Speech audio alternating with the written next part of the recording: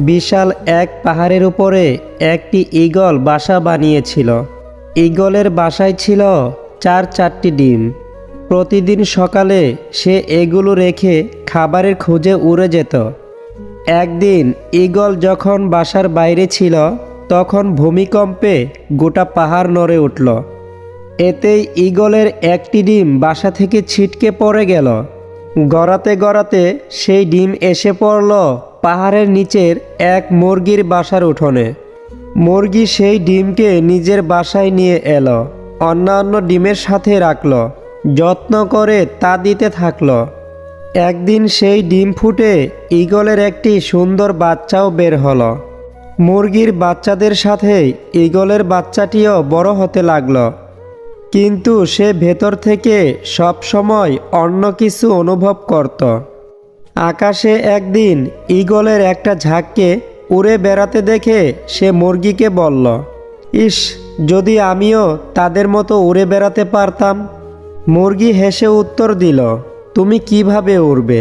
তুমি তো মুরগি, এবং মুরগি কখনো উড়ে না। ঈগল মাঝে মাঝে তার স্বগোত্রীয়দের উড়ে বেড়াতে দেখত এবং স্বপ্ন দেখত সেও তাদের মতোই উড়ে বেড়াবে। কিন্তু প্রতিবার সে তার স্বপ্নের কথা জানালে মুরগি বলতো যে এটা একেবারেই অসম্ভব। মুরগির এই কথাটাই ঈগল বিশ্বাস করতে শিখল এবং তার জীবনটা বাকি মুরগিদের মতোই কাটিয়ে দিল। অনেক দিন এভাবে কাটানোর পর একদিন সে মারাও গেল। আসলে আমাদের জীবনেও এটা চরম সত্য। তুমি যা বিশ্বাস করতে শেখো, একদিন তুমি তাই হয়ে উঠবে। তাই তুমি যদি ঈগলের মতো উড়ার স্বপ্ন দেখো, তবে সেই স্বপ্নকেই অনুসরণ করো। মুরগির মতো কারো কথায় কান দিতে যেও না। তুমি তোমার স্বপ্নের পেছনে লেগে থাকো, একদিন তোমার স্বপ্ন পূরণ হবেই। যে দেশের জুতা বিক্রি হয় এসি রুমে আর বই বিক্রি হয় রাস্তার ফুটপাতে, সে দেশের দুর্নীতিবাজ থাকবে 5 তলায় আর গণিজন থাকবে গাছতলায়। এটাই স্বাভাবিক। সাপ যখন জীবিত থাকে তখন পিঁপড়ে খায়, আর সাপ যখন মারা যায় তখন পিঁপড়ে সাপকে খায়। সব সময় সবার সুদিন থাকে না, সময় একদিন বদলায়। ফুলকে নাকের কাছে নিয়ে শুকতে হয়, আর পচা জিনিসের দুর্গন্ধ এমনিতেই নাকে আসে। তেমনি যোগ্য লোককে ডেকে কাছে নিতে হয়। অযোগ্যরা আপনা আপনি আপনার কাছে এসে তেল দিতে চায়। 1 কেজি সোনার মূল্য 50 লক্ষ টাকা।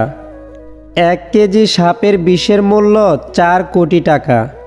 ফ্যাক্ট হলো, এই সমাজে ভালো মানুষের চেয়ে বিষাক্ত মানুষের দাম অনেক বেশি। 1 টাকার কয়েন মাটিতে পড়লে শব্দ হয়, কিন্তু 2000 টাকার নোট মাটিতে পড়লে কোনো শব্দ হয় না। একইভাবে জ্ঞানী ব্যক্তি লোকজনের সাথে তর্ক করে না, কিন্তু মূর্খ ব্যক্তি সারাক্ষণ তর্ক করবেই। জীবনে সবসময় 2000 টাকার নোটের মতোই হওয়া উচিত। অযথা তর্ক বিতর্কে না জড়ানোই বুদ্ধিমানের কাজ। জাহাজের চারপাশে জল থাকে, কিন্তু জাহাজ ডুবে না।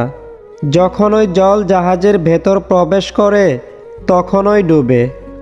ঠিক তেমনি মানুষের চারপাশে যখন খারাপ মানুষগুলো থাকে, তখন যতই সমালোচনা করুক ক্ষতি হয় না। কিন্তু যখন ওই খারাপ মানুষগুলোকে আপনি আপনার জীবনের অংশ করে নেন, তখনই তারা আপনাকে ধীরে ধীরে ধ্বংস করে দেয়। তাই নিজেকে এসব মানুষদের থেকে দূরে রাখবেন, ভালো থাকবেন। একদিন একটি পাখি একটি মৌমাছিকে প্রশ্ন করল, এত কঠিন পরিশ্রম করে তোমরা মধু তৈরি করো, কিন্তু মানুষ সেই মধু চুরি করে, তোমাদের কি কষ্ট হয় না?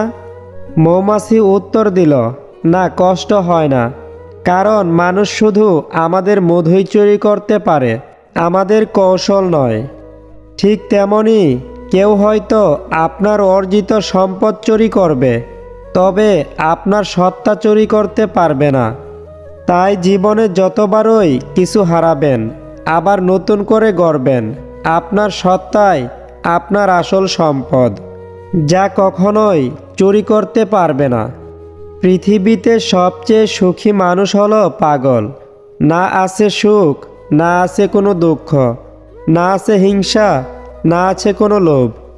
নিজেও ঠকে না, কাউকে ঠকায়ও না।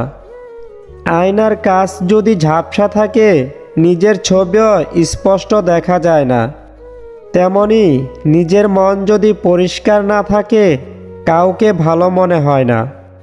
আজ টাকার অভাব নেই, আজ বাড়ির অভাব নেই, আজ খাবারের অভাব নেই, আজ মানুষের অভাব নেই, তবুও কেউ শান্তিতে নেই। কারণ আজ ভালোবাসার অভাব, আজ বিবেকের অভাব, আজ শ্রদ্ধার অভাব।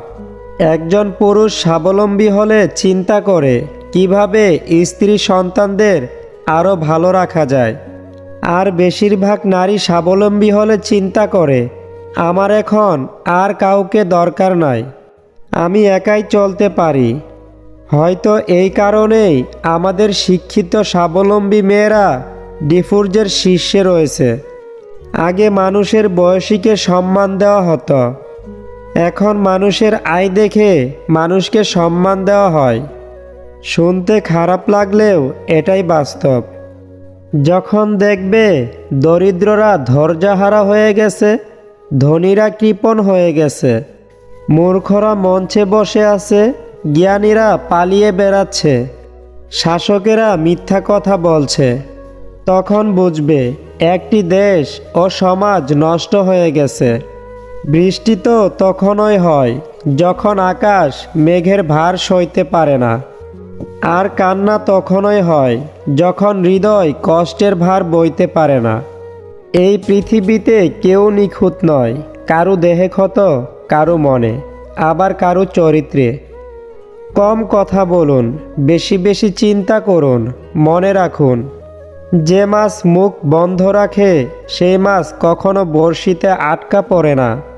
সব সময় নিজের সিদ্ধান্তে চলুন, কারণ এই দুনিয়ার কেউ কারো ভালো চায় না। মনকে যে নিয়ন্ত্রণ করতে পারবে, একমাত্র সেই সুখী হতে পারবে।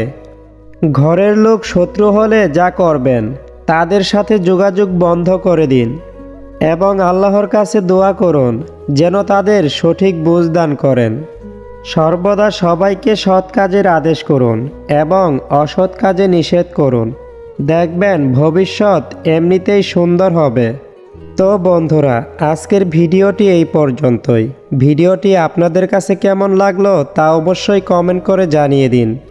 আর আপনি যদি আমাদের চ্যানেলে নতুন হয়ে থাকেন তাহলে প্লিজ এই চ্যানেলটিকে সাবস্ক্রাইব করে পাশে থাকবেন।